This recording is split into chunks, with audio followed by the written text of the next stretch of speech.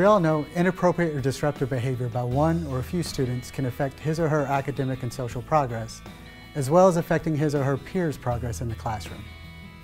Since students who exhibit problem behaviors present a multitude of challenges for teachers, it is suggested that using effective academic instruction can not only raise student academic achievement, but also decrease inappropriate or disruptive behavior. Academic instruction, when delivered effectively, is designed to maximize academic learning time, actively engage all students, and emphasize proactive and positive approaches. This remains true whether you are delivering Tier 1 instruction to a whole class or providing Tier 2 small group instruction. The only thing that may change is the intensity of that instruction. This module will focus on 3 evidence-based instructional practices: promoting scaffolded supports, promoting student academic engagement, and providing positive and constructive feedback. Builders often will use temporary supports called scaffolds to help them construct a building. In the beginning of construction, the scaffolding may be necessary for providing a lot of support. Without it, the building may collapse. However, as progress is made, the scaffolding is gradually removed until the building can support itself. Similar to the scaffold of a building, a teacher's temporary support is often necessary for students to successfully learn.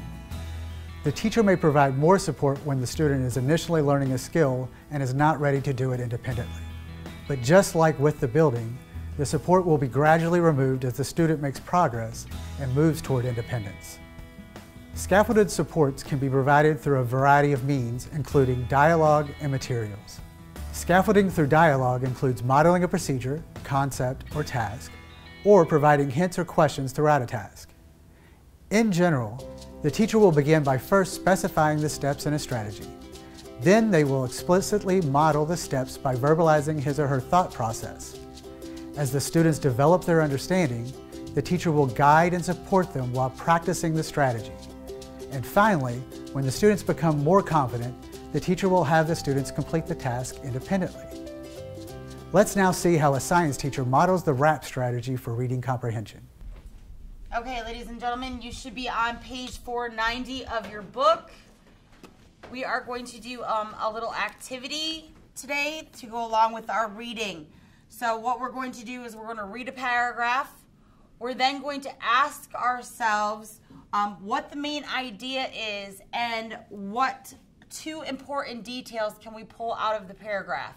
And then we're going to put the information into our own words. So essentially we're going to rap. We're going to read, we're going to ask ourselves what the main idea is and 2 key important details, and then we're going to put them into our own words. Okay? We're going to do the first paragraph together, and then you're going to move on to doing it on your own. Okay? So here we go. All around us we see things that wiggle and jiggle. Even things too small to see, such as atoms, are constantly wiggling and jiggling. A repeating back and forth motion about an equilibrium position is a vibration. A vibration cannot exist in one instant. It needs time to move back and forth. Strike a bell and the vibrations will continue for some time before they die down. What's the main idea? The main idea is that a vibration is a repeating back and forth motion. Okay, and 2 important details, I think, that the idea that it goes from an equilibrium position and moves, and that everything around us and the things that we see can vibrate.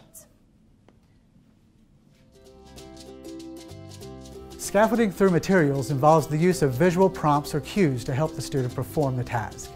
These can include cue cards, anchor charts, checklists, or visual models of completed tasks.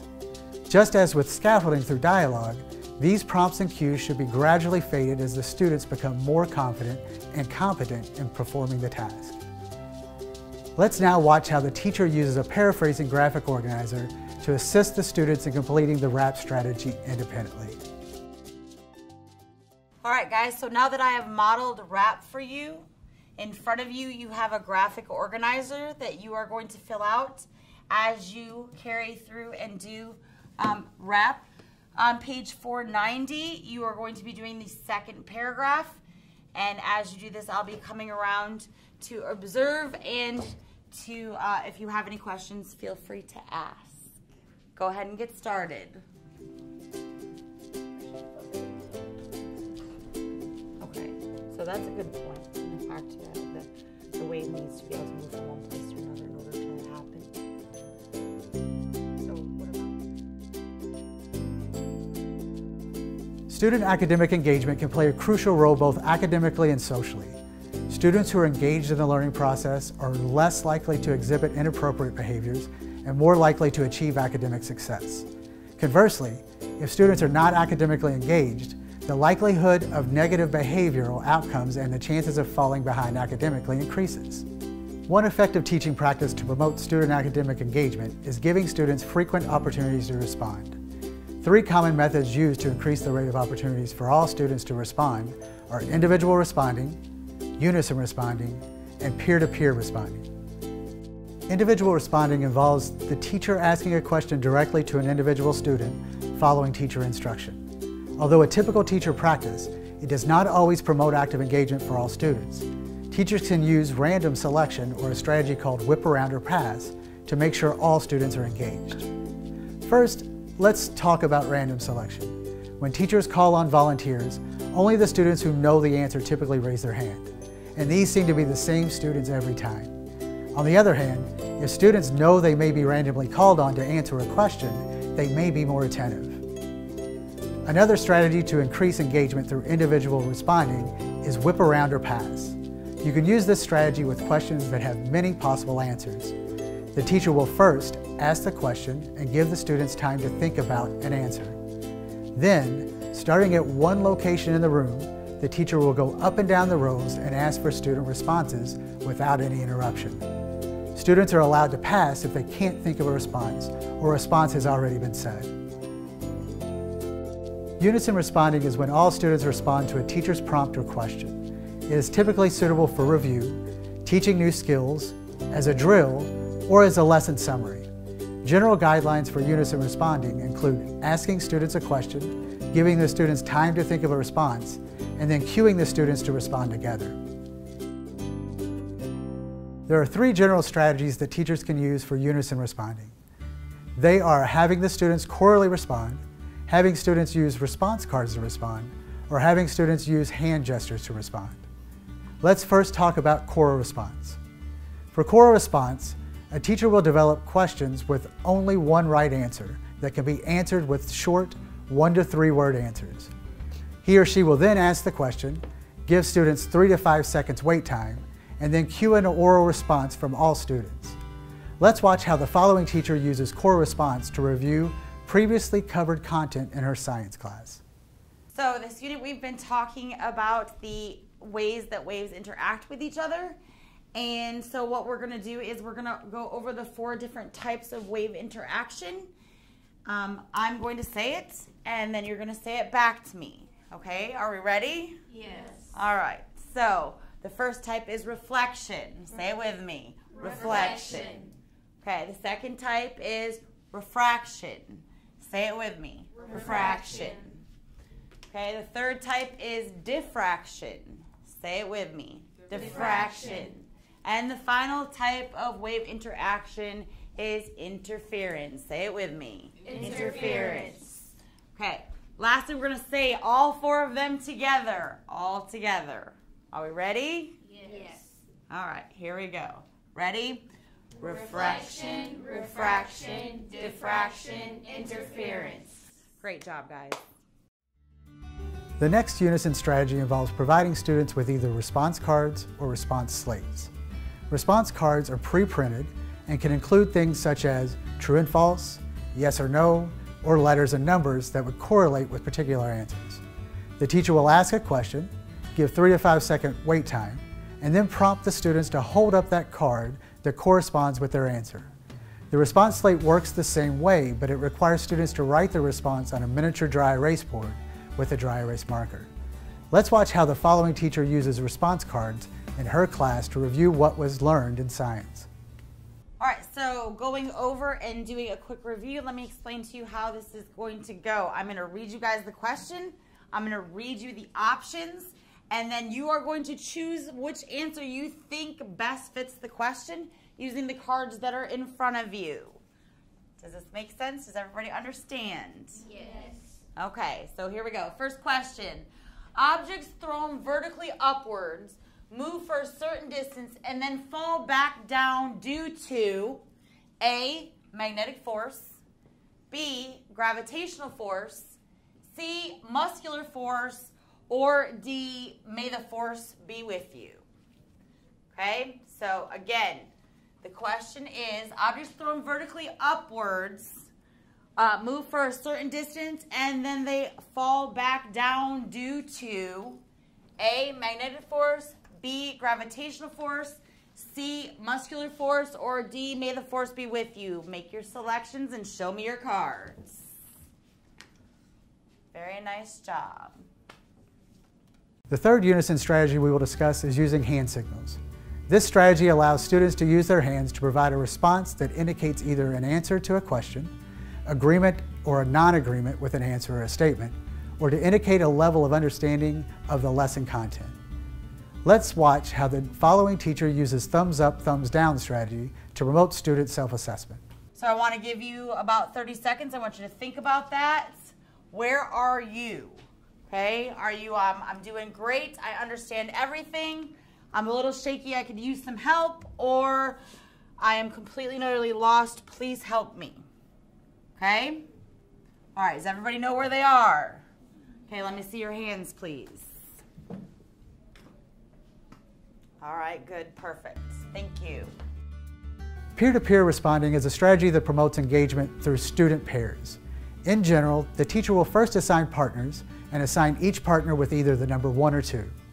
The teacher will then ask a question, give adequate wait time for students to think about the answer independently, and then prompt the students to discuss.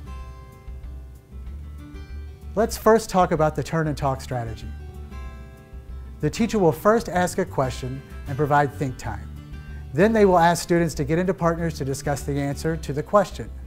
They will then call on students to share what his or her partner said. Let's watch how the following teacher uses the turn and talk strategy in her class. So we just finished watching the movie Speed, and we actually watched it for a reason, because today we are going to have a quick discussion with your elbow partner about the inconsistencies physics-wise in the movie Speed. Okay, so what I want you to do is turn to your elbow partner right now, and we're going to have a conversation. Okay, I'm going to give you 5 minutes to do so. Go ahead and get started. The bus speed. It's not physically possible.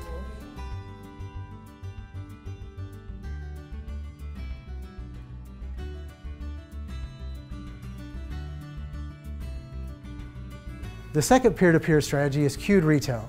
With this strategy, the teacher will ask students to get into pairs and prompt one partner to explain a concept that was recently taught while the other partner listens and provides prompting and support when necessary. Let's watch how the following teacher uses the cued retell strategy in her class. All right, so for today's review, we are going to do a quick share, but we're also going to do a prompt share. So one student in the pair has a cheat card. This card is for you to help to prompt the other student. Your other student is going to be the one who is answering the question. Okay, we are reviewing the 5 steps of the scientific method. Okay, I know I see some of you like your head's already turning. Oh gosh, the 5 steps of the scientific method. So I'm going to give you 3 minutes. Okay, you are going to review the prompter. Okay, please don't give any prompts until the other person is struggling. All right, go ahead and get started.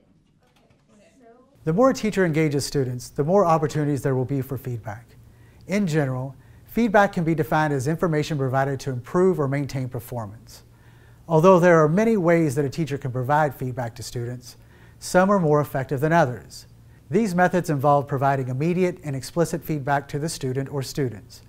3 methods of providing immediate and explicit feedback, behavior-specific praise, instructive feedback, and corrective feedback, have often been cited as having a significant positive effect on student academic and behavioral outcomes. General praise, such as a simple "good job," may be effective for some students, but the most powerful praise involves giving a student specific praise that includes a description of the desired behavior, whether academic or social.